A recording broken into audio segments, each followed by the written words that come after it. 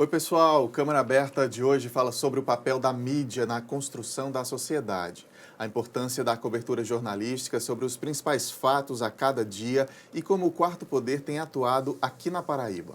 Nosso convidado é o presidente da Associação Paraibana de Imprensa, o jornalista João Pinto. O Câmara Aberta está no ar.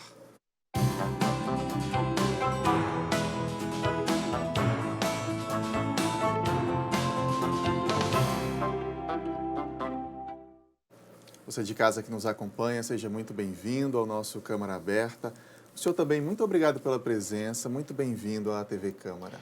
Eu é que agradeço a TV Câmara. Já estive aqui em outras oportunidades e é um prazer estar com vocês aqui para conversar um pouco sobre a história da imprensa paraibana, sobretudo da nossa querida API. O senhor é presidente eleito da API, mas já teve outros mandatos também, né? Que Sim. responsabilidade o senhor traz para esse novo desafio agora? Olha, a responsabilidade, se eu disser a você que não é grande, eu estou faltando com a verdade. Mas, graças às experiências que eu já trago dos dois mandatos que passei na API, eu fui eleito presidente da API em 2003, 2006 e depois fui reeleito em 2006, 2009. Agora, antes eu assumi a API em 2001, em junho de 2001, e fiquei até 2003, pelo afastamento do titular. E agora, em 2013, com a saída, o afastamento da nossa querida Marcela, que hoje é a presidente atual, para assumir outras funções, eu passei mais 8 meses na API, depois tive que me afastar, porque eu tinha que exercer outras funções em Campina Grande, onde eu resido, e Marcela hoje é a presidente. Eu fui eleito, mas só tomo posse no dia 11 de setembro. A gente sabe da responsabilidade e do poder que a mídia exerce sobre uma sociedade. Qual a função de uma associação, né, da Associação Paraibana de Imprensa? O que é que a associação pode fazer por esse setor? Olha, a gente sabe, é muito difícil, você sabe, lidar com a mídia, mas nós estamos ali para fazer o melhor, entendeu?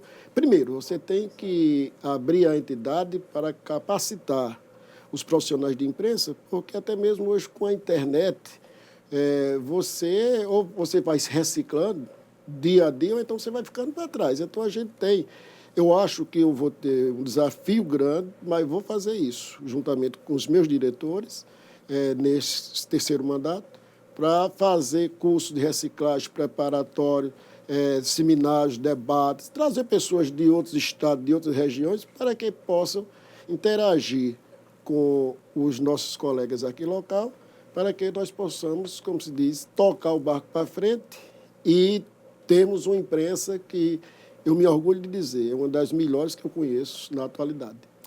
Essa categoria é unida aqui na Paraíba ou não tanto assim? Não, em toda categoria, se eu dissesse que não era unida, eu estava faltando praticamente com a verdade. Tem um foco, um e outro, que às vezes cada um tem seus interesses, tá entendendo? Então, existem opiniões contrárias. Eu penso uma coisa, você pensa diferente. Mas a gente faz tudo nesses dois mandatos, e nesse outro que vou assumir a partir do dia 11 de setembro, eu tenho certeza que a gente vai chamar, conversar, dialogar muito e vamos chegar a um consenso para que a mídia esteja unida, porque o povo unido jamais será vencido. Então, vamos unir a categoria para que possamos dar um passo mais adiante para as nossas conquistas. Cabe à Associação Paraibana de Imprensa, por exemplo, tentar fazer interferências na conduta de determinados veículos de comunicação, porque a gente acompanha, às vezes, certos profissionais sendo processados ou sendo apontados como falta de ética, por exemplo. Cabe à API se manifestar sobre isso? Olha, a API tem, sim, seu departamento jurídico, que ela acompanha. Lógico, o presidente ou algum dos diretores tem que ser informado e levar o conhecimento da entidade, que o jornalista, que seja sócio ou que não seja da API. Lógico que se a gente tem você associado, a gente dá prioridade a você, que você está participando do dia a dia, mas a API, ela resguarda o direito de qualquer um membro da imprensa paraibana, tá entendendo? Nós não vamos chegar aqui e interferir numa empresa particular, porque a empresa, você tem uma empresa aqui, não posso dizer que você vai demitir ou deixar de demitir, admitir fulano. Apenas a API encaminhará vai dialogar com os donos de empresa, que a gente, do jeito que o mercado está hoje, a gente tem que dialogar, principalmente com os donos de empresa de comunicação, porque o mercado já é muito restrito aqui na Paraíba. E a gente não pode deixar que um colega que tem 10, 12, 15, 20 anos de imprensa, que já tenha mais de 50 anos, ele seja demitido porque é uma coisa banal. Então, a gente vai fazer com que isso aconteça. Para isso, nós vamos conversar, sim, com os donos de empresa de comunicação, porque eles são o principal foco, são os empregadores. E a gente tem que andar, na minha visão, o dia a dia junto com essas pessoas, não se atrelando, no bom sentido, para não fazer o jogo de patrão. Até mesmo porque nós somos uma associação, nós não somos sindicato. Mesmo sabendo, se a gente for chamado para ir atrás de reivindicar para a categoria, nós vamos nos omitirmos. Nós vamos fazer. Agora, fazer com responsabilidade. Entendeu? Então, é esse desafio que a gente traz para o terceiro mandato. Presidente, eu já estou antecipando aqui a posse, que eu já estou tratando como presidente, porque já está perto da posse. O Brasil vive um momento de uma certa instabilidade política e econômica também, né? Como é que o senhor vê o papel da mídia nessa cobertura diária do que está acontecendo e de levar essa informação para a população? Muito importante, muito importante. Se não fosse a mídia, jamais a população brasileira e mundial saberia o que está acontecendo nos bastidores. Eu estou aqui com você em frente às câmeras, mas tem um monte de profissionais capacitados aqui nos colocando no ar. Então, se a gente tem que, quando eu trago para esse assunto, a gente tem que fazer o que ele não faz, eles colocam a gente no ar.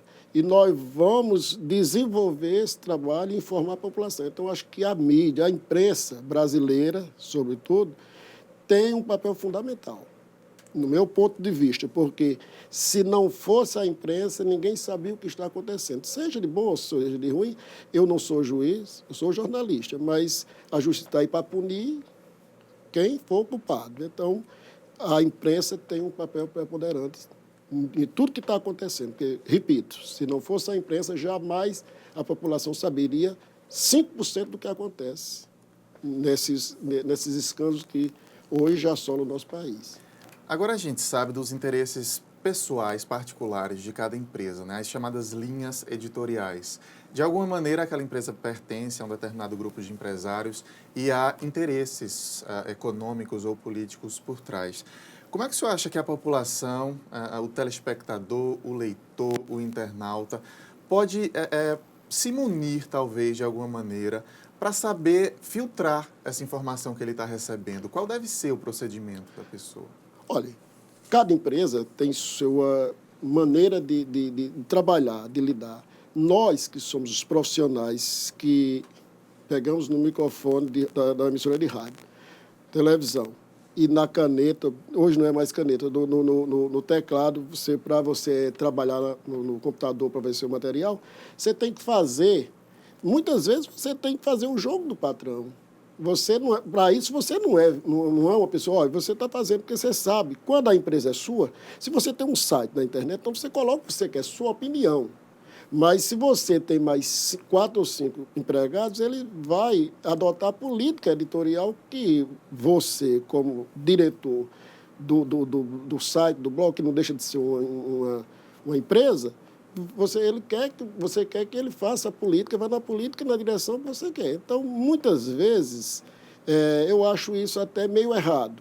Mas a gente não pode, nós estamos lá para trabalhar, para fazer o nosso. Muitas vezes você pode não concordar com o que eu, sendo seu chefe, lhe diga que vai fazer, mas você vai fazer, é o seu dia a dia, é o seu trabalho. Agora, a gente só pede os companheiros que seja como são, a maioria, 99%, são pessoas capacitadas, honestas e que trabalham com amor, com determinação e por amor à profissão. O senhor falou aí em jornalismo opinativo, né? Acho que ano passado, a paraibana pessoense Raquel Sherazade acabou chamando bastante atenção porque ela fazia comentários diários no telejornal SBT Brasil, para todo o Brasil, de fato, e isso acabou sendo vetado, né? Teve uma série de comentários que repercutiram demais e ela não tem mais esse direito à opinião. Eu queria saber a opinião do senhor sobre o jornalismo opinativo. Olha, é aquele negócio, a política da empresa. A empresa Raquel está muito bem, graças a Deus, o mercado se abriu para ela, a gente dá os parabéns a ela, conheço Raquel aqui, da minha época que era presidente, Raquel trabalhava aqui, se via aqui, o jornalismo paraibano, mas é aquela política da empresa, que você, às vezes, é aquele negócio que ele disse, você quer fazer as coisas, mas não pode dizer tudo, e tem pessoa ali, nesse Brasil inteiro, tem os interesses de cada um, então o interesse da empresa, a empresa chega aquele comentário, foi bom, deu audiência, subiu o Ibope, mas acontece o seguinte, a empresa depois vai ser chamada a atenção, até mesmo pela publicidade, como se diz, o comercial, porque a emissora não vive só de apresentadores, de jornais, se você não tiver o suporte financeiro, então essa aí é a política da empresa, a meu ver, é a política da empresa. Mas eu acho que, no mais, a Raquel pode ter temporariamente deixado emitir suas opiniões, mas eu acho que agora, no decorrer do tempo, ela voltará ainda mais preparada como é e para fazer seus comentários mais abalizados ainda, para encher, sobretudo, nós paraibanos de orgulho. E esse jornalismo opinativo, presidente, tem suas vantagens? Porque, por exemplo, eu lembro quando a proibiram, e foi bem recente, bem próximo da demissão do José Neumann Pinto, também paraibano, do SBT, e eu recebi um e-mail do Neumann, que ele manda para o mailing dele, em que ele lamentava a extinção do jornalismo opinativo na TV. Por que ele justificava? Como a gente comentou agora há pouco, há linhas editoriais. Então, a notícia está ali montada de uma certa forma que a empresa quer. No jornalismo opinativo, você tem a certeza absoluta que o pensamento daquele profissional é X ou é Y. E, a partir daquele pensamento, você vai poder comentar em cima, discutir, debater. Como é que o senhor analisa essa extinção quase do jornalismo opinativo, já que a gente tem tão pouco? Olha, a meu ver, eu lamento, porque o jornalismo opinativo é uma forma de, às vezes, eu vou me expressar e dizer o que você gostaria de dizer. E, infelizmente, você, às vezes, não tem o canal para dizer, você não tem os meios para dizer. Então, na maioria, eu vejo que na maioria desses comentários, dos comentaristas, Neumann, Raquel e muitos outros, ele diz o que a gente queria dizer. Às vezes eu estou na televisão, com um grupo de amigos vendo, assistindo o jornal, ela diz, olha, o que eu queria dizer, ele terminou de dizer agora. Então, é por isso, aquela opinião própria deles, que às vezes desagrada a muitos. E é desagradando a muitos que os donos de emissoras, das grandes redes de TV, afasta sempre aquela possibilidade de o jornalismo opinativo ferir alguns outros interesses da empresa, principalmente. O senhor fala aí dessa questão do telespectador, da pessoa em casa se identificar. A gente tem observado, né, em rede nacional, a tentativa de aproximação de fato com a população. Os formatos estão mudando, as palavras usadas estão cada vez mais populares, os recursos de tecnologia, inclusive, usados, né, cada vez mais tentando fazer com que a população não vejam ali robôs na televisão, ou professores, ou algo assim do tipo. O senhor vê de maneira positiva essas mudanças? Veja bem, a gente pode ver de maneira positiva, você pegar do outro ângulo, tá entendendo? Aquele negócio, a política da empresa é o que prevalece, entendeu? Nós somos profissionais, nós saímos da academia, da faculdade e vamos ser profissional. Mas muitas vezes o dono da emissora, da empresa, prefere colocar um desenho animado do que um jornalismo opinativo, tá entendendo? Como eu disse, para não ferir os interesses e a política da sua empresa. Presidente, vamos fazer uma pausa rápida aqui para o intervalo. Logo na sequência, a gente continua essa conversa, então, com o presidente eleito da API. Até já.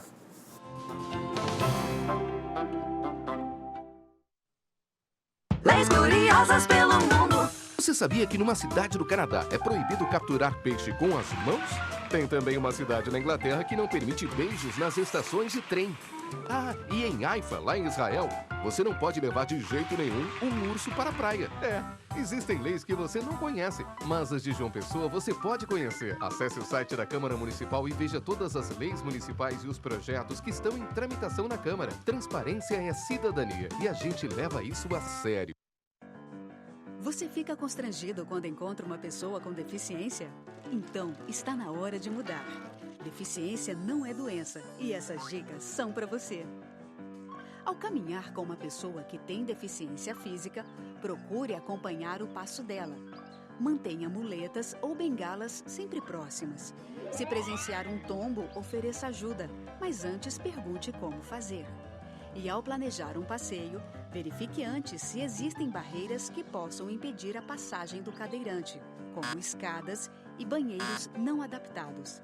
Se o local não estiver preparado para receber um deficiente, recomende ao proprietário que faça as adaptações.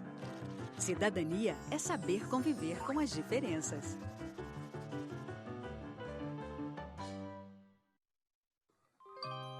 Essa é a nossa história. São lugares e monumentos para serem admirados. Vamos defender nosso patrimônio e manter essa memória viva. Essa é a nossa cidade. São praias e espaços verdes para curtir a natureza. Com a Câmara Municipal, vamos cuidar e preservar nossas belas paisagens. Se João Pessoa é o seu lugar, junte-se a nós. E vamos espalhar cuidados por aí. João Pessoa é o nosso lugar e a gente cuida.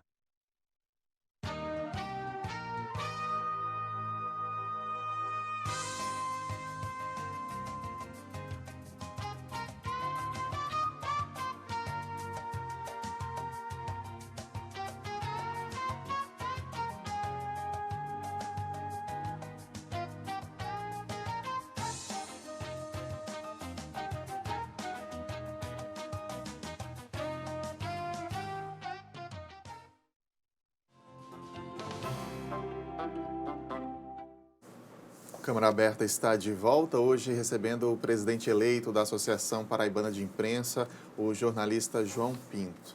Presidente, deixa eu voltar a esse bloco falando de uma palavra que a gente escuta muito no meio jornalístico, que é a palavra imparcialidade. Muitos veículos fazem questão de frisar, né, que tem um jornalismo imparcial. Queria saber a opinião do senhor sobre se funciona, se existe, se é utópico dizer que se é imparcial. Olha, eu sempre tenho dito que a imparcialidade é a política da empresa. Tá vendo? Cada empresa tem a sua maneira de dizer que é imparcial. Eu acho que o jornalista, o profissional do batente, deve, sem sombra de dúvida, ser imparcial. Como é que se busca essa imparcialidade? Divulgando a verdade, somente a verdade. Tá entendendo? Porque não adianta. No interior a gente diz que a verdade sempre prevalece. Você pode falar várias inverdades, mas um dia a verdade aparece. Então, eu, quando me reúno com a categoria, eu sempre peço para que... Eu sei que a empresa tem a sua política, mas a gente pede sempre que o profissional de imprensa seja o mais imparcial possível. Tá entendendo? Porque é uma forma dele adquirir a sua credibilidade. E a credibilidade hoje é tudo, principalmente no jornalismo. Há algum caso mais gritante, mais evidente que já tenha acontecido aqui, de só se publicar um lado da história, de ferir a carreira de alguém por algum motivo, ou a Paraíba não tem esses registros, essa história? Não, o que eu saiba é muito difícil você dizer um negócio desse, porque às vezes não chega nem na associação de imprensa, porque a gente preserva muito a categoria. O associado, o jornalista, o homem da imprensa. Então, a política da empresa, a empresa faz sua política lá, a gente praticamente não toma conhecimento. Mas, quando chega no jornalismo, no homem que escreve, no homem da mídia, então a gente toma conhecimento. E isso não tem chegado muito, essa imparcialidade na API. Graças a Deus, nossos colegas aqui da Paraíba são muito bons. Presidente, o Congresso Nacional tem discutido já há algum tempo a tal regulamentação da mídia, né? Bem defendida por uns e criticada por outros que chegam a falar em censura, né? A regulamentação fala, por exemplo, em como tirar da mão de poucos grupos, de poucas famílias, Brasil afora, os principais veículos de comunicação de cada estado, mas há quem também acha que tem ali algum tipo de censura por trás, que pode tirar direitos, se ferir direitos constitucionais. O senhor tem visto de que maneira esse debate? A gente tem que ver, eu vejo por dois ângulos. Para você tirar, eu acho positivo você não tirar, mas controlar esses grupos. Em todos os estados do Brasil tem, da federação tem, que um grupo é dono de tantas emissoras de rádio, tantas TV, aquele negócio todinho, então não deixa praticamente nada, tá? Ele toma conta daquele bolo e os outros ficam praticamente sem nada. Então, nesse aspecto aí, eu acho até louvável, tá entendendo? Agora, a gente fica com medo de você querer dizer, ditar o que é que a mídia vai dizer, como é que vai ser, como é que vai fazer. O nosso medo é esse, mas eu estou pronto aqui na Paraíba para enfrentá-lo e veementemente, como se diz, contrário a essa regulamentação, se for desta maneira, de você querer praticamente censurar. O senhor viveu época de censura já enquanto jornalista aqui no Brasil? Não, porque eu terminei, apesar dos cabelos brancos, eu só tenho 54 anos. Então, eu terminei o curso de jornalismo em 87, já não existia mais isso. Eu não vivi essa ditadura, tá vendo? Mas, uma vez por outra, você quer divulgar, não pode, aquele negócio todo.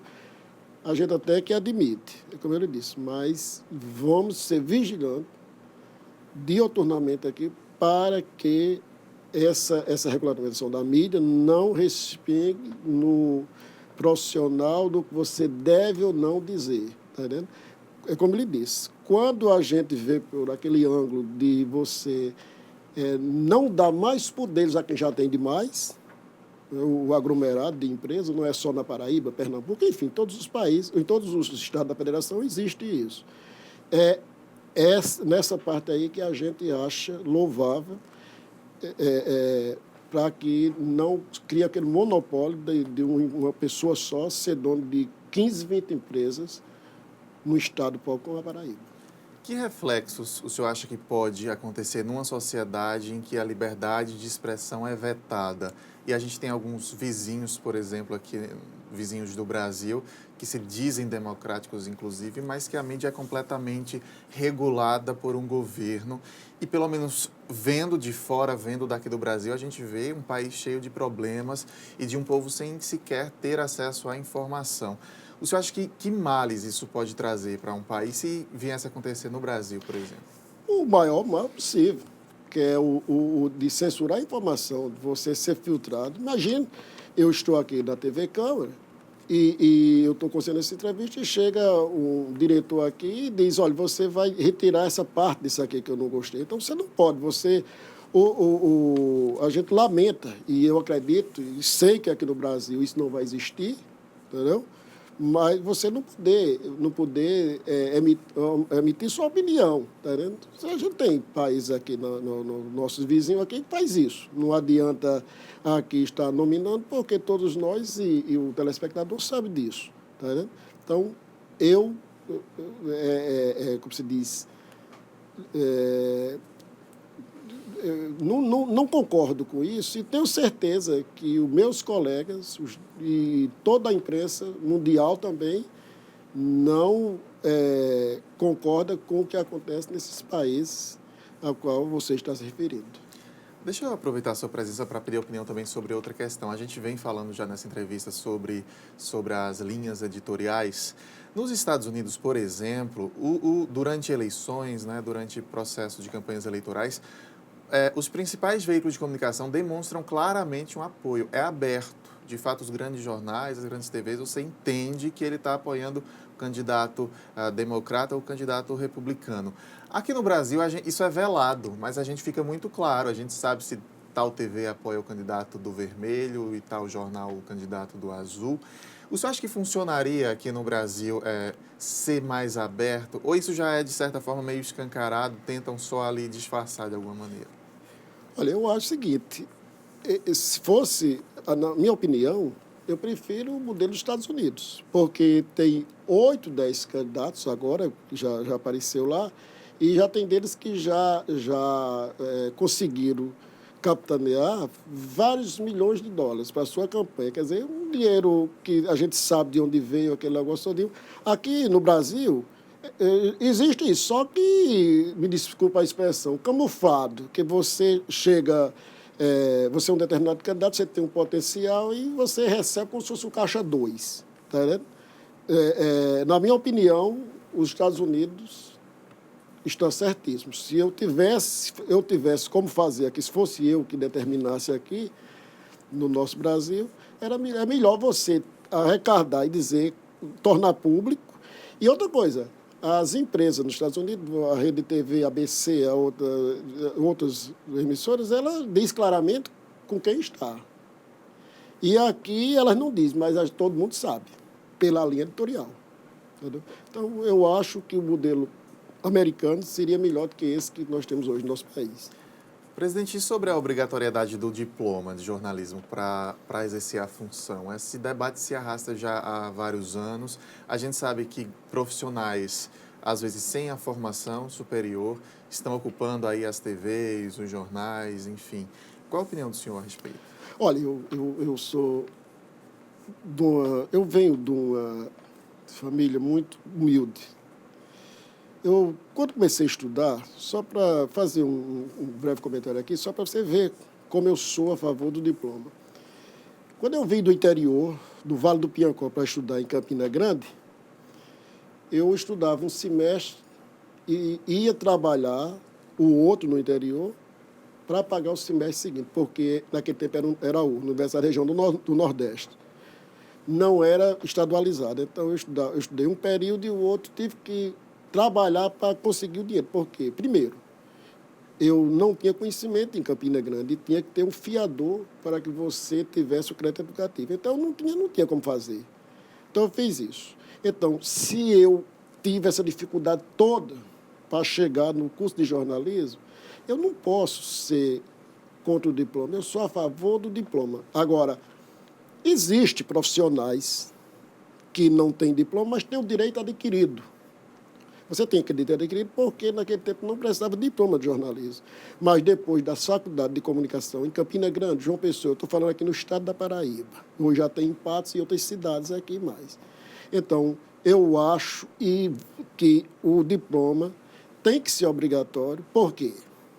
Você pode até assinar, você é médico, é um advogado, você vê vários artigos aí nos jornais assinados, mas como colaborador. Não é como profissional, porque eu não posso chegar ali no fórum e assinar uma petição como advogado, sendo jornalista, sem eu ter a carteira da OAB.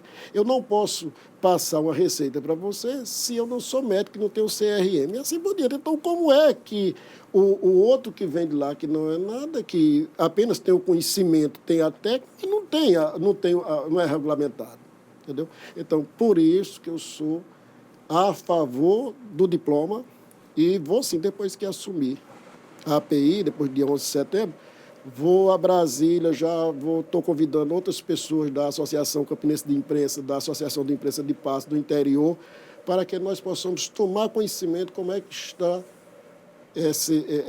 o andamento dessa PEC lá, para que a gente possa dar seguimento e louvar a Deus que seja aprovada a obrigatoriedade do diploma. Presidente, a gente já precisa encerrar. Quero agradecer mais uma vez sua presença. Desejo boa sorte, sucesso nesse novo mandato à frente da API e portas sempre abertas aqui para a API. Eu quero agradecer à TV Câmara, a direção da Câmara Municipal e da TV, principalmente. E quero dizer que nós vamos estar, esses 3 anos, a partir do dia 11 de setembro, com as portas da API abertas, porque é lá onde é travada as grandes lutas, é lá aonde a gente recebe oposição, situação, todos os partidos políticos, todas as classes sociais, não quero saber nem quem são. Eu sempre costumo dizer, o presidente tem o seu partido político, tem seu título de eleitor, mas a API não tem. A API, a partidária, está lá para receber a todos, indistintamente, seja pobre, seja rico, seja qualquer orientação que ela tenha. Nós estamos lá de portas abertas. Quero agradecer e me colocar também a Casa da Imprensa Paraibana à disposição de toda a direção da Câmara Municipal de João Pessoa. Muito obrigado mesmo e até a próxima. O Câmara Aberta termina agora, mas eu lembro que pela internet estamos sempre em contato com você. facebook.com/TV Câmara JP é o endereço da nossa fanpage, onde é possível rever todos os nossos programas, deixar sugestão de pauta, entrar em contato com a nossa equipe. A gente espera a tua mensagem. O nosso canal no YouTube também é TV Câmara JP. Muito obrigado pela companhia. A gente se vê na próxima edição do Câmara Aberta. Tchau!